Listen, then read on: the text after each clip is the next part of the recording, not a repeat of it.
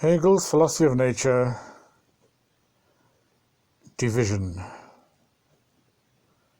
The division of the philosophy of nature. Paragraph 252. The idea as nature has 1. The determination of extrinsic and of infinite individuation. Unity of form, as it is external to this, is of an ideal nature, and as it is simply implicit, is merely sought after. This constitutes matter, and the ideal nature of the system of matter, i.e., mechanics. 2. The determination of particularity, in which reality is posited with an immanent determinateness of form and its own existent differentiation. This is a relationship of reflection, the being itself of which constitutes natural individuality, i.e., physics. 3. The determination of subjectivity, in which the real differences of form are also brought back into a unity of an ideal nature, which has found itself and has being for itself, i.e., organics. Addition. This division follows from the standpoint of the notion as it is grasped in its totality, and displays the dimension of the notion in its determinations. As it exhibits its determinations in this dimension, and yet only allows them independence as moments, it realizes itself in this, and so posits itself as idea. The notion not only exhibits its moments and expresses itself in its differences, however, but also leads these apparently independent stages back into their ideality and unity. By leading them back into itself, it in fact turns them for the first time into the concrete notion, the idea and truth. There seem therefore to be 2 ways of formulating this division, and so proceeding scientifically.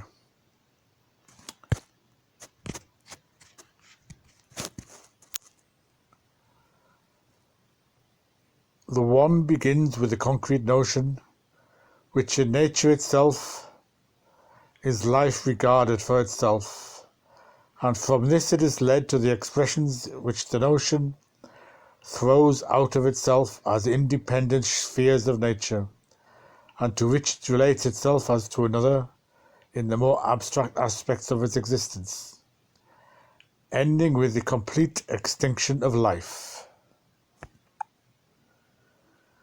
The other is the opposite one. It begins with the last self-externality of the merely immediate manner in which the notion first exists, and ends with its true determinate being, the truth of its whole exposition.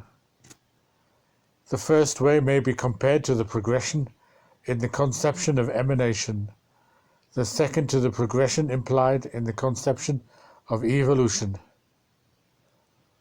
See paragraph 249 addition.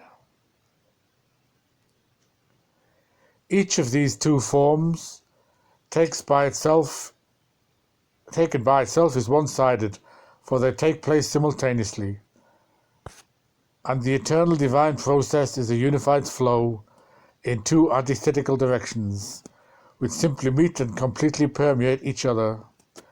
The first, even when it is given the highest names and regarded as being concrete, is merely an immediacy. When matter negates itself as untrue existence, for example, a higher existence emerges, and in one respect the earlier stage is sublated by means of an evolution. On the other hand, however, it remains in the background, and is reproduced by emanation. Matter involves itself into life, and evolution is therefore also involution.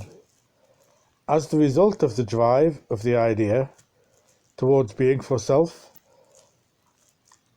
independent moments such as the senses of the animal come into objective existence as the sun and the lunar and cometary bodies. Despite some changes, these bodies retain their shape but lose their independence, even in this physical sphere, where they are the elements. Projected outwards, subjective sight is the sun, taste is water, and smell is air. As it is necessary to posit determinations of the notion, here we must begin with the most abstract, not with the most concrete sphere. Initially, matter is the form in which the self-externality of nature attains its first being in itself. In the abstract being for self, which, in that it is exclusive, is a plurality which has its unity with itself and at the same time outside itself, self included within the universal being for self. It is in fact gravity. In mechanics, being for self is still not an individual stable unity, having the power to subordinate plurality to itself. Weighted matter does not yet possess the individuality which preserves its determinations, and since the determinations of the notion in it are still external to one another, difference is indifferent or merely quantitative, not qualitative, and matter as simple mass has no form. It is in physics that the individual bodies acquire form, and at the same time it is there that we see gravity revealed for the first time as the being for self which submits multiplicity to its rule, and which is no longer a nisus, but which has at least the superficial appearance of being at rest. Each atom of gold, for example,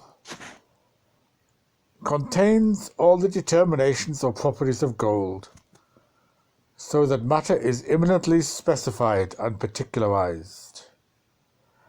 The second determination is that specification is qualitative determinateness, and being for self as the point of individuality still unite in one and the same term, so that body is finitely determined. Individuality is still bound to definite exclusive and specific properties, and is not yet present in its complete and general form.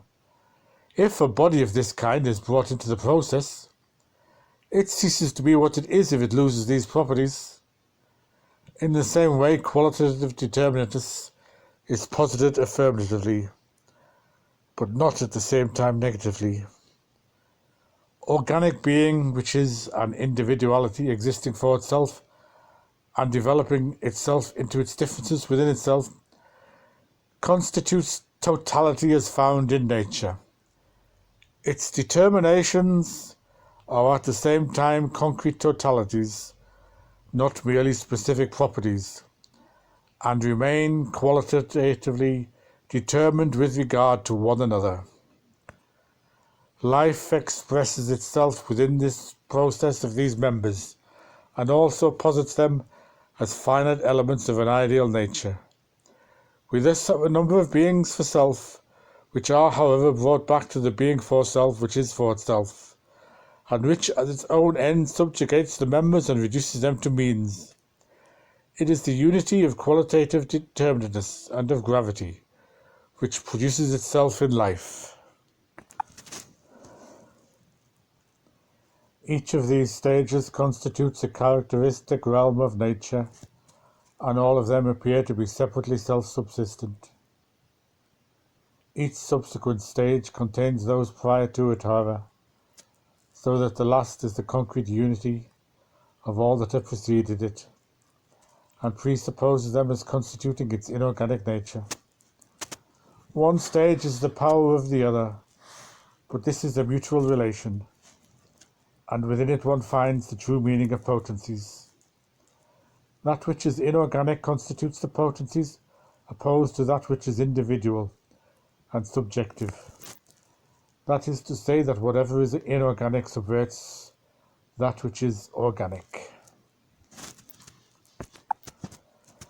In its turn, organic being is the power opposed to its universal forces, such as air and water, which, although they are perpetually being released, are also being ceaselessly appropriated and assimilated by it.